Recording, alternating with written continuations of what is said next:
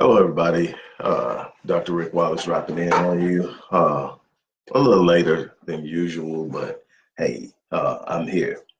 Before I get started with Mindful Tuesday, today is about mentality, mindset, and we're going to talk about that briefly. But before I get into that, don't forget, we're still in the midst of the pre-order period for the pre-release of my 21st book, which is I Am. I Am is the precursor to life declarations. You make declarations about your life preceded by I am, and what follows I am sets the course of your life. And these words have physicality.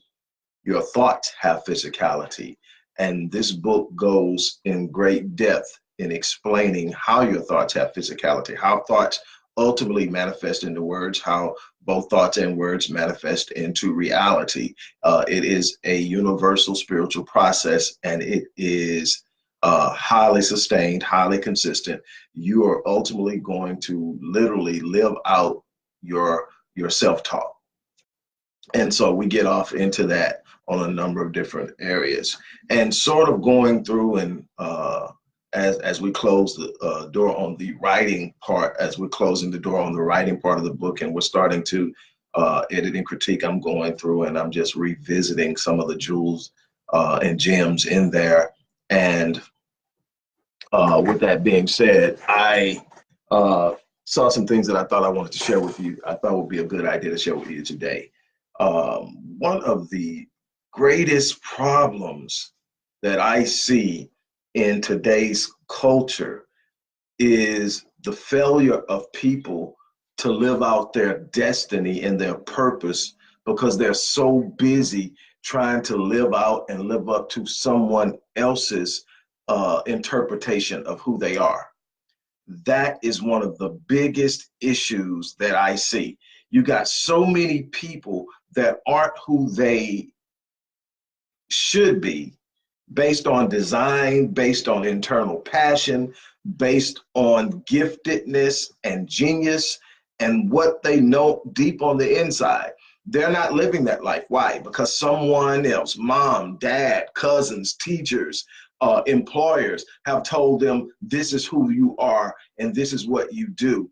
And they're trying to live in it. And the problem is when you sit up and suppress personal expression connected to your destiny, it leads to depression. It leads to a lot of other different forms of psychosis that brings down, disrupts, and corrupts. And so if I had to advise anyone, my thing is love your mom, love your dad, love your best friend, love, the teachers who took the time to actually even give an opinion of what they thought of you. But at the end of the day, you have a responsibility to literally live out yourself. There is an unbelievable power in focusing and living in your birthright. Your birthright is to self-identify with your purpose. And when you discover your purpose, it will unleash your passion. And your passion is the fuel that will drive you through every challenge that you face in life and lead you to a level of accomplishment, achievement, and personal fulfillment and satisfaction that you can't get any other way. The problem is we allow the opinions of other people to define us. We allow the opinions of other people to become our reality. We take what other people say with such gravity that we never explore for ourselves what we're designed to do, what we're passionate about doing, what we know we can do, and we never live up to the fullness of our potential. That is a drain on life. There are studies that show that people who are operating in a way that they know doesn't measure up to their potential are more likely to become depressed, are less likely to ever feel truly fulfilled. And the last thing you want to go do in this life is go through life, your entire life, and not live up to your potential and be aware of it. It's one thing when a person is so lost behind all of the noise and all of the presuppositions and all of the subliminal suggestions about who they are that they don't even have a clue who they are. So they're basically living life in this blissful state of ignorance where they don't even know that they aren't even tapping into their potential. but for the person who has in some way become acquainted with their purpose, for the person who has in some way discovered that there's more for me in this world than simply existing, and yet still not to walk in it. It's torture, it's punishment. It will lead to a number of different mental ill issues if you don't confront it. The thing is, it's nothing wrong with taking feedback from people. There's nothing wrong with getting opinions from people, but you must know who you are before you start entertaining opinions about you. What happens is you will give gravity to opinions that people have about you if you're not sure of who you are. You must have a clear understanding of who you are. You must have a direct connection to the Creator that opens up an explanation of why you're here. And once you get that, you might not have all of the pieces, all of the components, but you understand that you're here for a reason, and you understand that you were designed just for that reason. For such a time and place and purpose as this is what you're designed for. And you know that it's your responsibility to the Creator, the designer, to live in the fullness of your design. The failure to live at the level of your design is the worst failure you could possibly ever experience in this life. Is to have a design that's for a specific purpose and you never live up to it. That's the greatest failure. All these other things are just part of growth. You go into something, you get it right, you don't, you learn from it, you keep moving. But when you have a purpose, it's the reason you're here.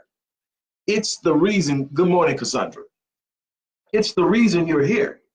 And so what that means is that there is a certain level of fulfillment that comes from honoring the design, a certain level of fulfillment that comes from honoring the purpose. And when you allow someone else to redirect you from your design, from your purpose, when you allow someone to move you from the birthright, your own birthright, to self-identify with your design and your purpose and move you into an area that they deem fit and necessary, you lose sovereignty, you lose the ability to be completely fulfilled and satisfied with your life. You got a lot of people chasing stuff that someone else told them they had to have, and it's diametrically opposed to who they truly are.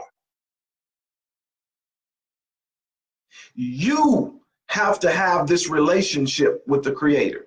You have to have it at such an intimate level that you can feel the energy and receive the consciousness and the awareness and the knowledge that is present. Let me explain something to you.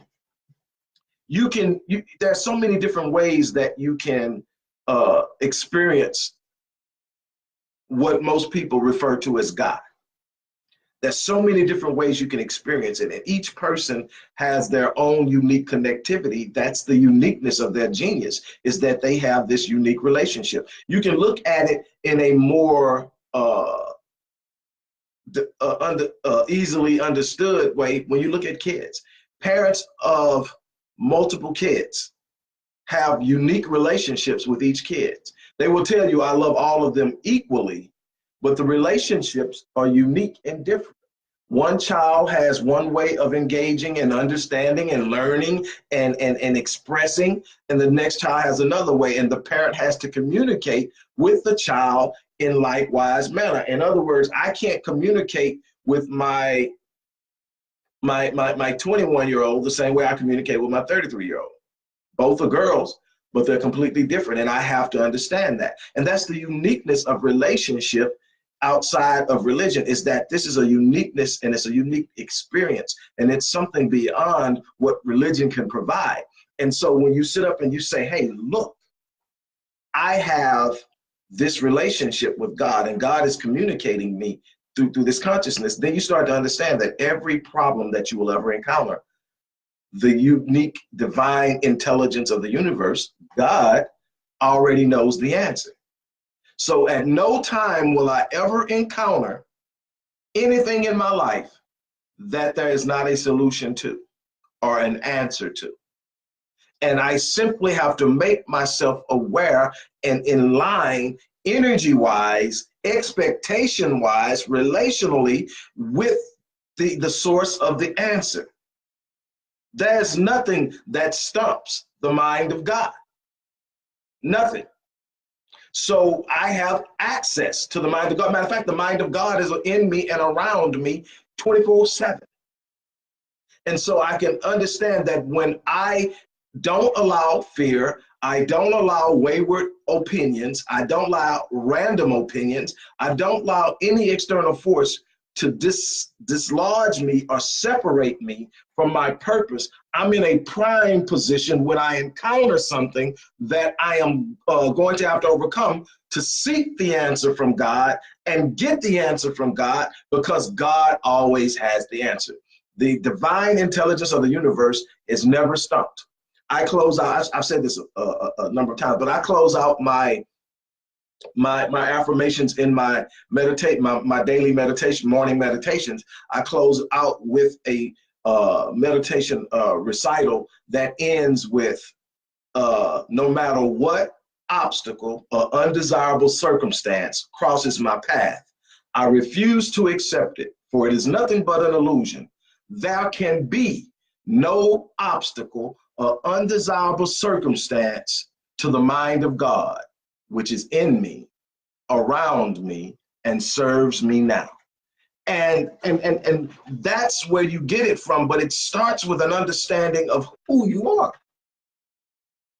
You know, we have to stop allowing other people to define our reality. We have to stop allowing other people to define who we are. We have to stop allowing other people to set the standard and the state and the direction of our lives. It's our lives to live. Thanks, Mom, for birthing me. Thanks to my grandparents for rearing me. Thanks for them giving me values that set the course. But at the end of the day, I had to determine, I had to decide, I had to make up in my mind who I was, where I was going, what I was going to do.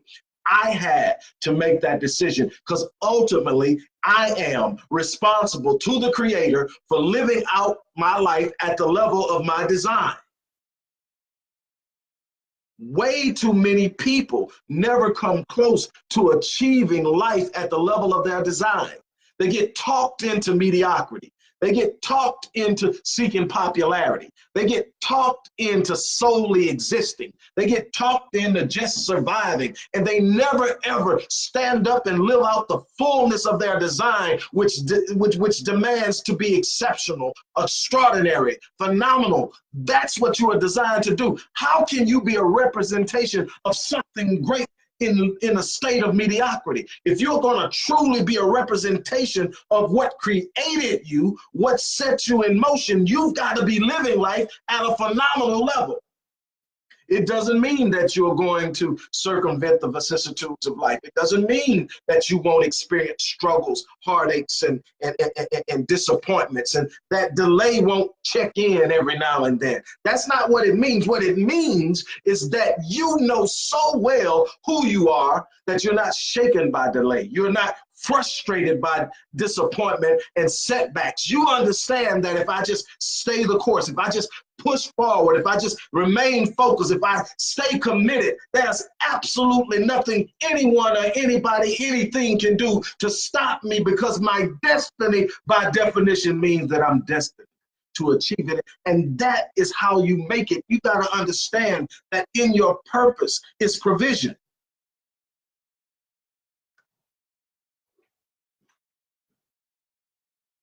How are you choosing to live your life? It's a choice. Are you choosing to accept your current state as your lot in life? Are you choosing to allow someone else's opinion of you to define you? Are you allowing your reality to be established by someone other than yourself? I shared this with a couple of people this week, but and I want to share this. You have to see the unbelievably complex nature of omnipotence, omnipresence, and omniscience. And that's how we define, in essence, God. And I want to focus on omniscience. Omniscience means all knowing. And when people ask me to define omniscience in its most simple form, it means that God has always eternally known all that is, past, present, and future. Not only does God know all things past, present, and future, God is omnipresent, meaning he's present, past, present, future. But in the knowing of all things, there's a sub-context of God's omniscience that most people never even fathom, that just totally blows your mind. Everybody walks around in life. The older you get, the more it happens. You ask yourself, what if? What if I would have gotten the degree? What if I would have chosen another path? What if I would have gotten married? What if I wouldn't have gotten married? What if? What if? What if? Check this out. The omniscience of God knows all of the what ifs without effort. It's not that if you were to ask this divine intelligence that's around you, in you, and serves you, something you can call on for your slightest need, it's always there. It's never absent. It's always there. Now, just think about this for a second. If you were able to sit down in a one-on-one with this divine intelligence, with God, and you were to sit up and say, what if? God doesn't have to go, He doesn't have to contemplate. He doesn't have to go back and add, subtract, and reason. He simply knows without effort. So if you wanted to know anything about what ifs, God knows. And so there's nothing that will ever stump the mind of God. There's no obstacle, as I say at the end of every daily devotion, there's no obstacle or undesirable circumstance to the mind of God. And that mind is in me and around me, and it serves me daily. And so I never become frenetic and unglued. You know, I get frustrated like anybody, and I can be upset like anybody, but I never get torn or loose and lose it. Why? Anchored in who I am, anchored in my purpose, and anchored in the understanding that there's nothing I'm ever going to come against that I'm not built for. It's a mindset. It's a state of being, and it's so important in the living out of it. And this is something that's possible for anybody to make that connectivity, to experience life from that place of purpose. I mean, it's so much extant empirical and pragmatic data, scientifically studied, produced, experientially recorded data that shows the power of purpose. With that being said, look, I'm gonna get out of here. I could literally sit here and talk about this all day, but I'm gonna get out of here. Look, you've got to come at some point to grips with the demand of purpose. You've got to be aware of who you are, why you're here, and then through that, develop a passion and a commitment to finish strong, to do what you were put here to do. You're not put here for mediocrity. You're not put here to be average. You're put here to make a statement that literally impacts the world around you in a way that it is lasting. You're here to write a legacy that speaks of you long after you're gone. Your legacy is not to say they came, they did the school thing, and they worked for 40 years and retired. Nothing wrong with working. You need to work. Everybody needs to work in some form or fashion. But it's not about simply coming to this world to exist. It's about coming to this world to be a difference maker, to make an impact. There are people out there that are literally waiting on you to walk in your purpose. There are people who will literally be inspired, lifted, and changed because of you walking in your purpose. You have a responsibility that is so much greater than you.